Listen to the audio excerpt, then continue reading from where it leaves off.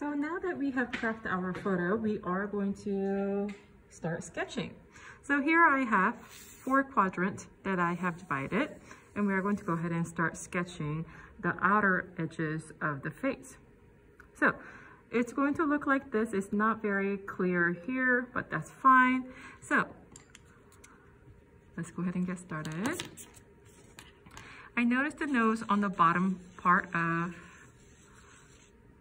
left part, and your watercolor will erase slightly once you painted it, so please keep that in mind. I'm just going to start contour lining what we see, and here's a hair somewhere. Okay, and I see it's about 1, 2, 3, about third down where I see his chin. 1, 2, 3. So this is his chin, and so I'm going to go ahead and put his flat line here, and it goes up, and I'm going to go ahead and measure the angle, bring it over.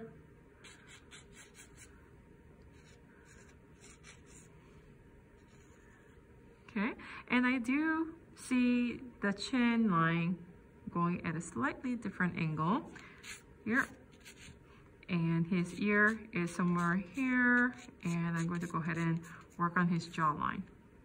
Now, I'm going to go ahead and start working on this line. I think we are missing this line here. This is the shadow. So I'm going to go ahead and put that in there too. So about here, it crosses about this point. 1, 2, 1, 2, about pretty good spacing. Goes down. I think we're pretty good. All right, let's go ahead and work on the eyes. You see the triangle is pretty horizontal. So I'm going to go ahead and draw a horizontal line all the way down there. And you will notice the triangles are a little bit off this time, and that's fine. I'm going to go ahead and measure the angle, put that down.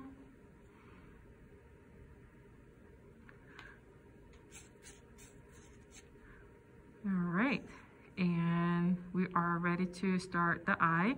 Let me just put the mouth area here. So if I was to draw a tear duct all the way down, it's going to give me pretty good understanding.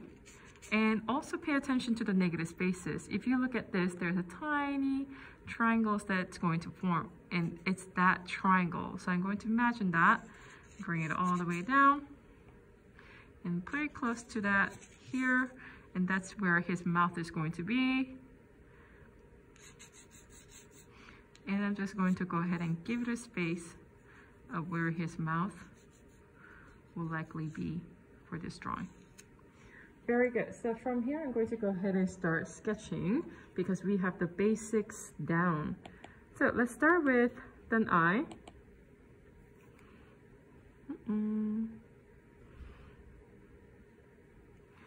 So we are going to go back over with the white color pencil to bring contrast. So we really definitely want to start sketching lightly. And I see his nose ball here and his septum crawling in, and focus on the nostril wing.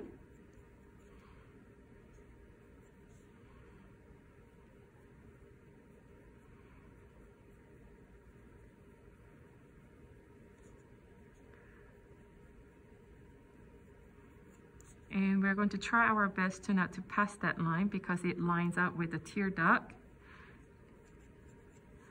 And I see the shadow, so I'm going to go ahead and draw that shadow, outline it. I really think it's extremely important for you to start with a good photo, because if you're going to invest the same amount of time, why not start with really good one, right? Now I'm ready for the right side of the eye, and measure the angle. Always measure the angle.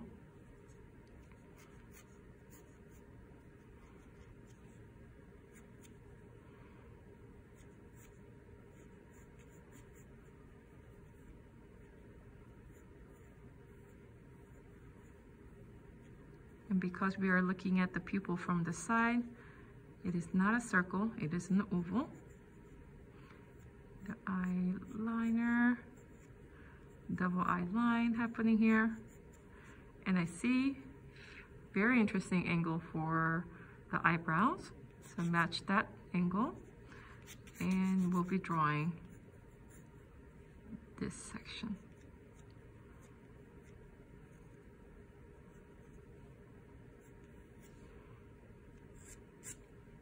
All right, let's go ahead and work on the other eye here. It definitely matches with the shadow. So I'm going to start from here and start measuring the angles again. Measure that. That's pretty good.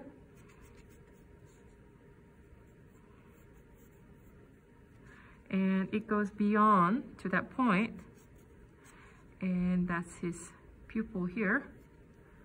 It's caught on the top as well as the bottom, and your pupil is going to be slightly closer and bigger because it's going to be closer to your view.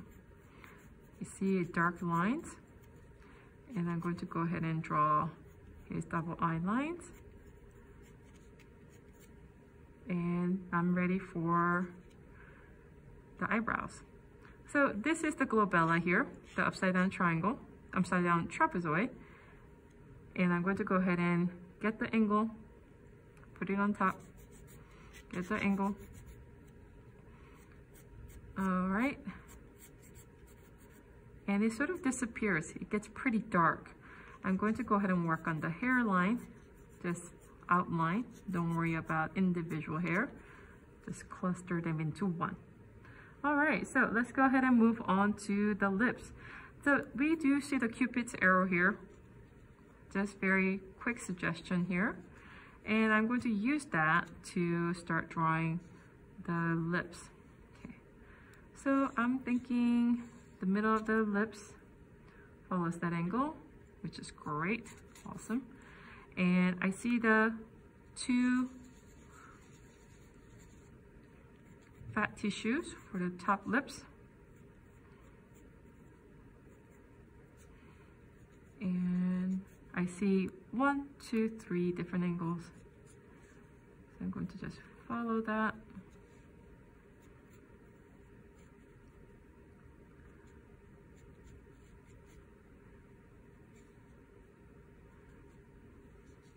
And I see very clear two separate fat tissues for the lower lips.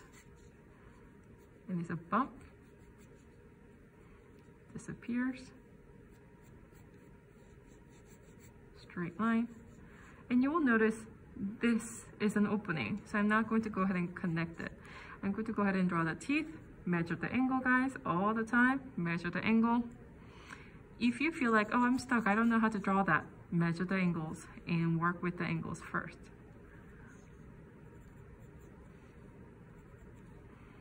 And I see his lower teeth. And we are good. Let's go ahead and work on the outer edges of the face.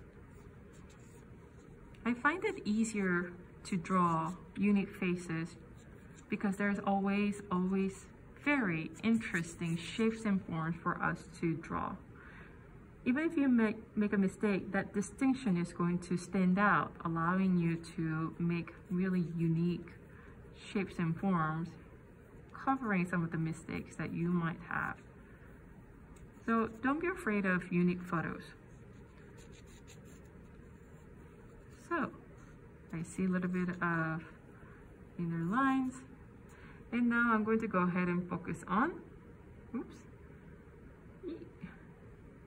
the shoulder line. And I see the collarbone. And I see his back of the neck, somewhere here, and the shadows. And it's really hard to make out what happened to the hair, so I'm just going to give him some kind of afro. I think we are good. So first layer done, and we're going to go ahead and start re-outlining it with white color pencil.